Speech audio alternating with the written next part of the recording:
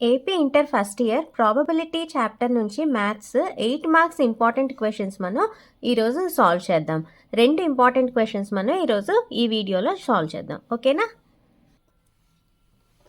So first problem is if A, B, C are 3 events associated with a random experiment, prove that P of A union B union C equal to P of A plus P of B plus P of C minus P of A intersection B minus P of B intersection C minus P of A intersection C plus P of A intersection B intersection C.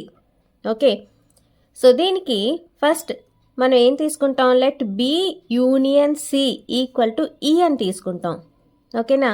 అప్పుడు LHS ఏమైపోతుంది, P of A union B union C ఏమైపోతుంది, ఇదంతా E అనేసుకున్నాం కదా, కాబట్టి P of A union E అయిపోతుంది. ఓకేనా? మనకు తెలుసు P ఆఫ్ A యూనియన్ Bకి ఫార్ములా ఏంటి, మనకి P of A plus P of B plus minus P of A intersection B అని మనకి తెలుసు. we know that. Okay, so ఈ ఫార్ములా మనకు ఆల్రెడీ తెలుసు. సో దీన్ని బట్టి మనం P ఆఫ్ A యూనియన్ Eకి రాస్తాం. P of A plus P of E minus P of A intersection E.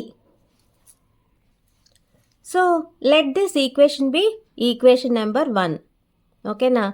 ఇప్పుడు P ఆఫ్ E కడతాం. P ఆఫ్ E అంటే మనకి P ఆఫ్ E అంటే B యూనియన్ C. సో మళ్ళీ ఆ సేమ్ ఫార్ములాని అప్లై చేస్తే P of B plus P of C minus P of B intersection C. Okay, ఇది equation number 2 అనుకోండి. Next A intersection E. A intersection E అంటే Eకి బదులు B union C వేసేస్తే A intersection B union C. Okay, so దాన్ని ఎలా రాయొచ్చు, distribution చేస్తే ఏని A intersection B union A intersection C అని రాసుకోవచ్చు. ఇప్పుడు ప్రాబబిలిటీ అప్లై చేస్తే P of A intersection E equal to P of A intersection B union C equal to P of A intersection B union A intersection C.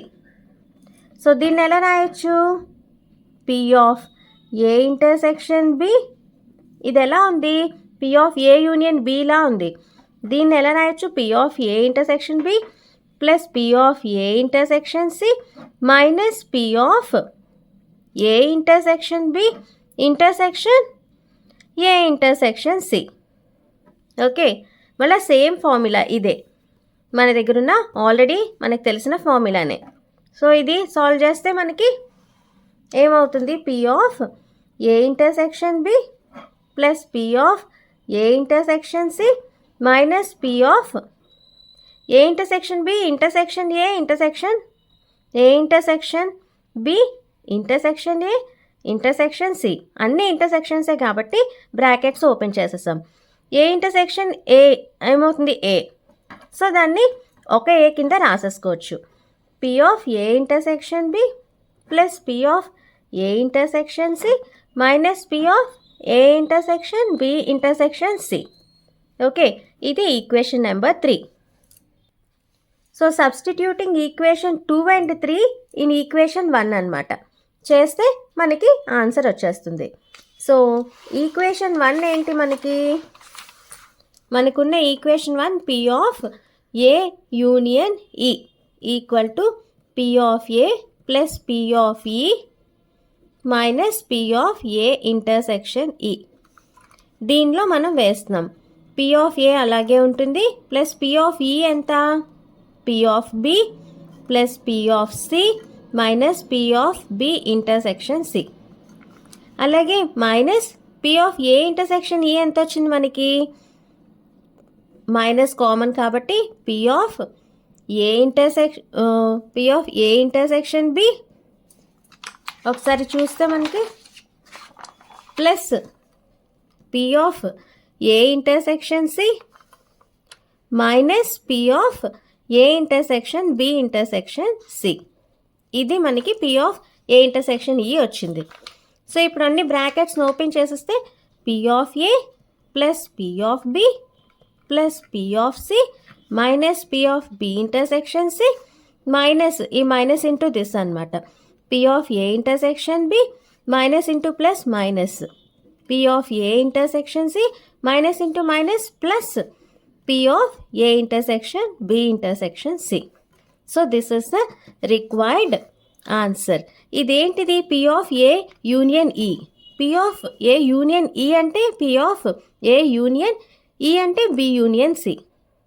Okay, so P of A union B union C equal to ఇది మనకి formula. Second problem మనకి 3 coins are tossed once. Find the probability of getting 3 heads, 2 heads, at least 2 heads, at most 2 heads, no head, 3 tails, exactly 2 tails and no tail. Okay, so దీన్ని solve చేద్దాం. Solution. When 3 coins are tossed, when 3 coins are tossed, అప్పుడు ఒకసారి toss చేసినప్పుడు how many number of outcomes ఉంటాయి మనకి? Outcomes is equal to 2 cube అంటే 8 outcomes ఉంటాయి మనకి. ఆ అవుట్కమ్స్ అన్నిటిని మనం సెట్లా రాస్తే అదే శాంపిల్ స్పేస్ అవుతుంది. So sample space equal to ఏంటి ఆ అవుట్కమ్స్ మనకి? 3 హెడ్లు, 3 heads, head tail head tail head tail, next tail head tail, next head tail head NAI 1 2 3 4 5 6 7 AI all tails, tail. Okay, ఇవి పాసిబుల్ అవుట్కమ్స్. అదే sample space మనకి. Sample స్పేస్లో 2 cube equal to 8 outcomes మనకి ఉన్నాయి. So n of yes అంటే number of outcomes in sample space ఎంత? 8. ఓకేనా? So ఫస్ట్ది ఏంటి మనకి bit? 3 heads. So event of getting 3 heads, event of getting 3 heads అని మనం ఏమనుకుంటాం? E1 అనుకోండి. E1 3 హెడ్స్ అంటే ఎన్ని ఉన్నాయి? 3 హెడ్స్ ఉన్నవి వీటిలో శాంపుల్ స్పేస్లో ఒకటే ఉంది, H. So this set contains only 1 element. Okay, so therefore n of E1 ఎంత అవుతుంది? Number of elements in E1 1. Therefore probability of E1 ఏమవుతుంది? Probability of getting 3 heads equal to n of E1 by n of S. మనకు తెలిసి formula. So n of E1 అంటే 1 by n of yes అంటే 8. So probability of getting 3 heads is 1/8. ఓకేనా?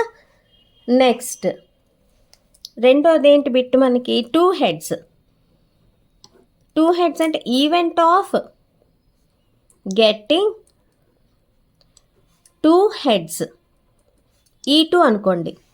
So 2 heads ఉన్నవి ఎన్నో ఉన్నాయి మనకి?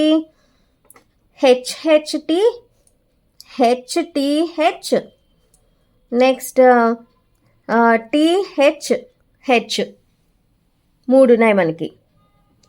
Okay, so therefore n of E2 ఎంత మనకి?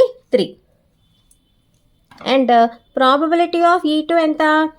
N of E2 by n of S, that is 3/8.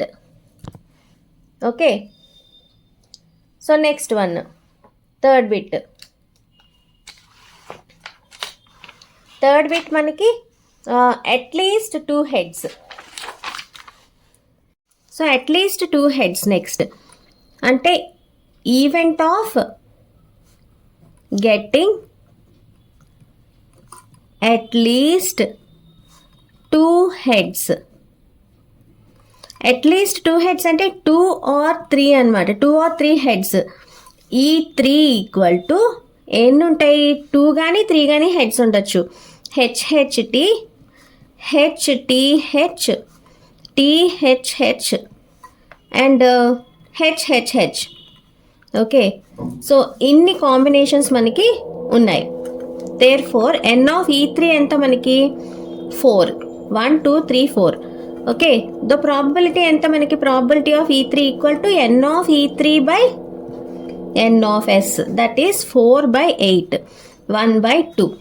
Okay, next fourth one, at most 2 heads. At most 2 heads అంటే no head or 1 head or 2 heads. Okay, so at most అంటే అసలు heads ఉండకూడదు, లేదా ఒక head లేదా 2 heads ఉండొచ్చు.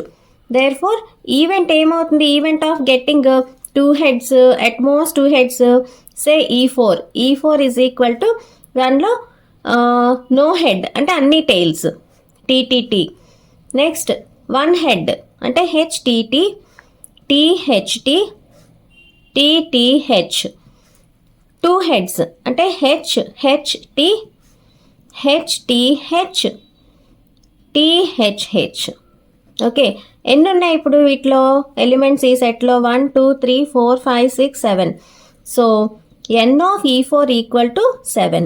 There four probability of event of at most 2 heads E4 equal to n of E4 by n of S, that equal to 7/8.